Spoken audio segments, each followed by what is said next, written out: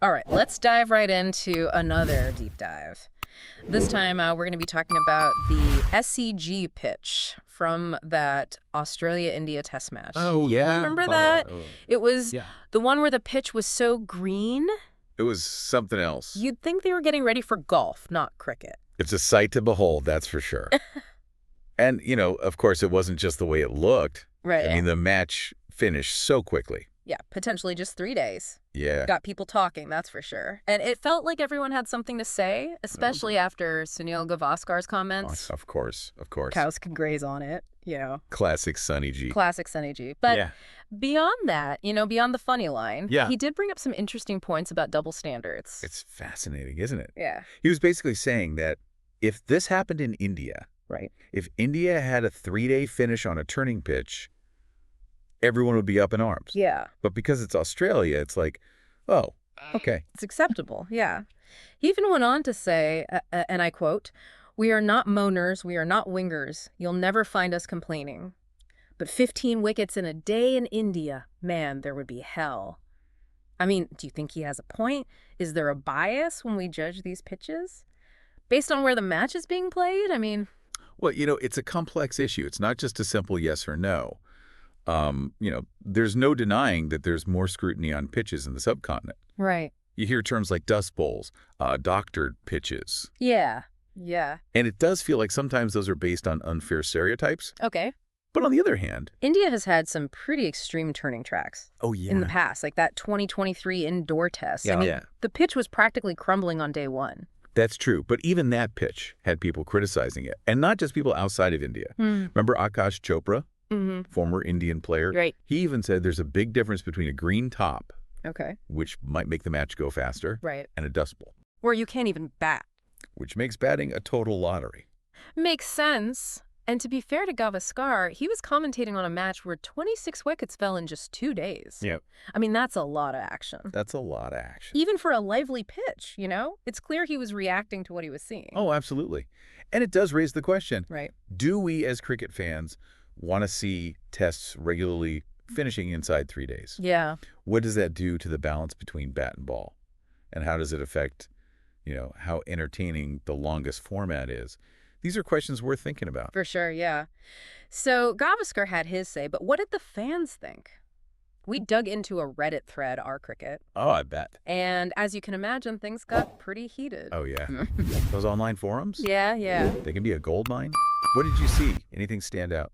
Well, a lot of people agreed with Gavaskar about the double standards. A lot of people felt that if this same pitch was in India, it would be labeled unfit. Unfit for test cricket. Yeah. And there was this argument that even though the SCG pitch was lively, it was a fair contest between bat and ball. So it was more like... A bowler-dominated Yeah, a game. bowler-dominated match, not an unfair advantage for one side over the other. That's interesting. I wonder if that's because of how we classify pitches. Would we react differently to a green top? One that produces a quick result? Right. Compared to a turning track that does the same thing. That's a great point. And speaking of turning tracks, a lot of people in that thread were bringing up the Nagpur test Oh, yeah. from earlier this year, where Australia felt that India had doctored the pitch to suit their spinners. Ah, yeah. Some people even saw this SCG pitch as payback for that. So the age-old debate, Yeah. home advantage and how far is too far when tailoring pitches. It makes you wonder, where's the line between, ethical gamesmanship and... Yeah, where do you cross the line? And something that just undermines the whole spirit of the game. Right, yeah. And it wasn't just online speculation either. Oh, right. Some fans who were actually at the SCG chimed in. Oh, wow. That's with their observations, which... It's always good to hear from people who are there. Oh, for sure. it's one thing to look at it from afar. Right. Analyze it, but they were there. They can tell you how the ball was behaving. Yeah. How the pitch was changing. Yeah. How the players were adapting.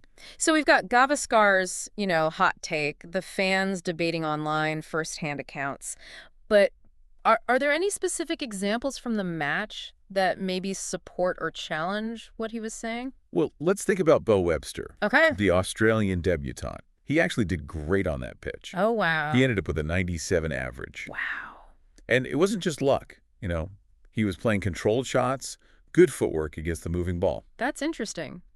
Because if it was as biased as some were saying... You'd think everyone would struggle. Right.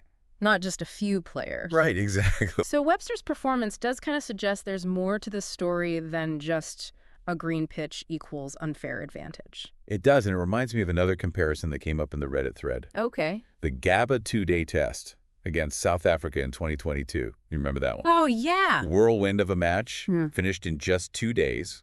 A lot of people were saying the pitch was too bowler-friendly. Yeah. But that was a pace bowler's paradise. It wasn't a turning track like we often see in the subcontinent. Right, right. So it makes you think, is there a difference in how we perceive these two types of extreme pitches? The green top versus the turner, even if they both lead to a quick result? And is it just about the result? Or are there other things going on? That's a fantastic question, and it leads us to a much bigger conversation about Test cricket in general. It does. And how to keep things balanced between bat and ball. Right? But we'll get into that after a quick. Feels like we're just getting started here. We've got these specific examples, these controversial pitches. Yeah. But how does it all fit into, the bigger picture of what's going on in Test cricket? Yeah, you're right. It's not just about these individual incidents. Right. These pitches. They bring up some really fundamental questions. Yeah. About what makes a test match exciting, and how they fit into the future of the sport. So, what are those big picture issues? Well, you've got this constant struggle to get that right balance between bat and ball. Right. Do people want to see these long, drawn-out battles of attrition, tests of patience and technique, or do they want the big scores, the exciting matches? Yeah. And where do pitches fit into all of that? Well, the kind of pitch can totally change how a test match plays out. Oh, absolutely. Right. And that brings us back to the home advantage thing. Yeah. Is it really ethical for teams to basically make pitches that suit them? Yeah. And what about the ICC and their rules? Are they doing enough to stop, what some might call pitch tampering? Or is that just part of the game? It's interesting. This isn't just an Australia-India thing, No. We see this kind of controversy everywhere. It's a global conversation, for sure. And you know what? There's another layer to this we haven't even talked about. What's that? The World Test Championship. It's getting more and more important. Oh, yeah. Good I think Test match counts for those rankings, for getting to that final match. Right. It changes everything. It adds a whole new level of pressure, doesn't it? Yeah. That pressure to win, to move up in the rankings, it could be influencing how teams prepare the pitches. Yeah. Imagine a team desperate for a win. Right. They might be tempted to make a pitch that gives them the best chance, right, even if it means sacrificing some of that balance we expect in Test cricket. So we've got a lot going on here. Bat versus ball, ethics of home advantage, this World Test Championship pressure, and even, the curators who actually make the pitches. It's a lot to think about, isn't it? Yeah, it really is. It's complicated. And to make things even trickier, there's no easy answer. Right. Cricket, unlike other sports, is played on a natural surface. Yeah. And that surface changes. You can't control everything. We're control the bounce, the pace, or the turn. But that's part of what makes Test cricket so special, right? Exactly. It's a battle against the conditions. Yes, but that unpredictability makes it hard to have strict rules about pitches. Right. What's fair in one situation might not be in another. It's all about how you see it, Yeah. So where does that leave us? Are we heading towards, every test being played on the same perfectly balanced pitch? Or will we always have these debates about home advantage, how pitches are made, and, the spirit of the game? Those are the big questions, aren't they? Yeah. And they're questions that everyone involved in cricket, from the administrators to the players to the fans, are going to be grappling with for a long time. Yeah. If I had to guess, I'd say those debates are part of what makes Test cricket so interesting. I agree. It's a sport with a long history. Deeply rooted in tradition. Yeah. Full of nuance. But it also needs to change and adapt to stay relevant, to keep people excited. I think that's where those conversations come in. Yeah. Those open, honest conversations about the things that matter. Right. The debates about pitches, about playing conditions, about what makes a match fair. Those show us that the cricket community is healthy and engaged. And sometimes those conversations do lead to real change. Oh, for sure. Look at day-night tests, the World Test Championship. Big changes. Yeah. But they've brought new energy to the format. It's all about finding that balance. Yes, absolutely. Keeping the spirit of the game, but also trying new things to keep it alive. Like walking a tightrope. Yeah. And who knows what's next? Yeah. Maybe even more experimental pitches, Yes. maybe rules, or even a whole new way of thinking about home advantage. Now, there's an interesting thought. What if we got rid of home curators completely and had neutral curators preparing pitches for all the test matches. Wow. How would that change things? It would definitely level the playing field, that's for sure. No more home ground advantage. No more accusations of, doctoring pitches to suit your team. Right. Imagine teams having to figure out how to play on pitches they've never seen before. It might even bring back some of those lost skills. Yeah. Mastering spin in India. Facing those fast bowlers in Australia. It's a fascinating thought experiment. It is. Would we see more draws? Would teams become more specialized? Focusing on certain skills just for certain tours? Would it make the game more predictable or less? I don't know. I could see it going either way. Maybe you have teams becoming so specialized they can only play well in certain conditions. Like traveling specialists. Yeah, but maybe it forces teams to become more well-rounded. To be able to play anywhere. Yeah.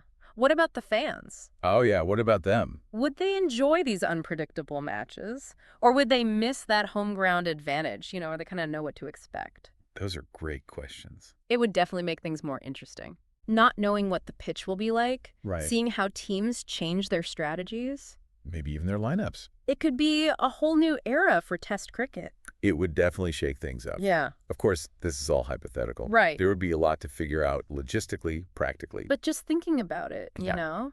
the possibility of changing Test cricket so drastically. It's definitely something to think about. That's what I love about this game. Me too. It's always changing, always making us think. Always sparking passionate debate, Yeah. pushing us to think in new ways. And think about the future. Absolutely. Yeah. Test cricket has this power, Yeah. It demands your attention, Keeps you on your toes. challenges your assumptions, Makes you curious. and it rewards that curiosity. So well said. I think we've given our listeners a lot to think about. We definitely have. From that SCG pitch Yeah. to the future of Test cricket. All the complexities. We've looked at a lot of different perspectives We've explored. and come up with some, interesting questions. Absolutely.